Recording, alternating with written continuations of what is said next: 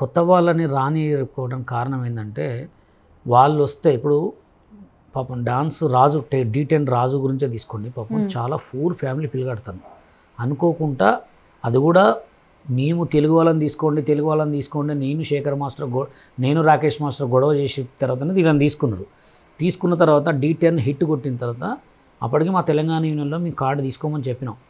ఆయన ఏం చేసిందంటే డైరెక్ట్ మాస్టర్ కార్డు తీసుకోకుండా డాన్సర్ కార్డు తీసుకుంది. ఎవరు? డి రాజు. ఇప్పుడు డాన్సర్ కార్డు తీసుకుంటే 5 సంవత్సరాలు కంపల్సరీ గ్రూప్ డాన్సర్ ఆడాలి. గ్రూప్ డాన్సర్ ఆడిన తర్వాత అసిస్టెంట్కి చేయాలి, అప్పుడు కొరియోగ్రాఫర్కి చేయాలి. ఇప్పుడు ఆయన గ్రూప్ డాన్సర్గా ఆడి కొరియోగ్రాఫ్ చేసేవారికి 5-6 సంవత్సరాలు పోతే ఆయన ఎవరు గుర్తుపెడతారు అప్పుడు? అవునా కదా. అందుకోసమే ఇప్పుడు కొంతమంది కూడా ఇప్పుడు ఏపీ యూనియన్లో కొరియోగ్రాఫర్ కార్డు తీసుకోవాలంటే 10 లక్షలు కట్టాలి. ఒక డాన్సర్ దగ్గర 10 లక్షలు ఉంటాయా? వాడికి 1000 రూపాయలు అకౌంట్లో పడితే పోయి 2 బీర్లు తాగటమా లేకపోతే ఒక 2 టీ-షర్ట్లు కొనుక్కోవడం అనే ఆలోచిస్తారు. 10 లక్షలు కట్టి కార్డు తీసుకునే అంత ఉంటుందా? అది 10 లక్షల కార్డు ఎప్పుడు కట్టి తీసుకోవాలా, ఎప్పుడు కొరియోగ్రాఫర్ రావాలి? ఇంకోటి ఏంటంటే కొత్త వాళ్ళకి కార్డ్స్ ఆఫ్ చేశారు. ఇప్పుడు కొత్త వాళ్ళకి కార్డులు ఇవ్వట్లేదు. ఎందుకు ఇవ్వట్లేదంటే కొత్త వాళ్ళు వస్తే వీళ్ళందరూ బంద్ అవుతారు కదా, తెలుగు యూనియన్ మొత్తం మారిపోతుంది కదా, కొత్త వాళ్ళకి కార్డు ఇవ్వట్లేదు. ఇప్పుడు రీసెంట్గా జానీ మాస్టర్ జరిగిన ఇష్యూ కూడా అదే.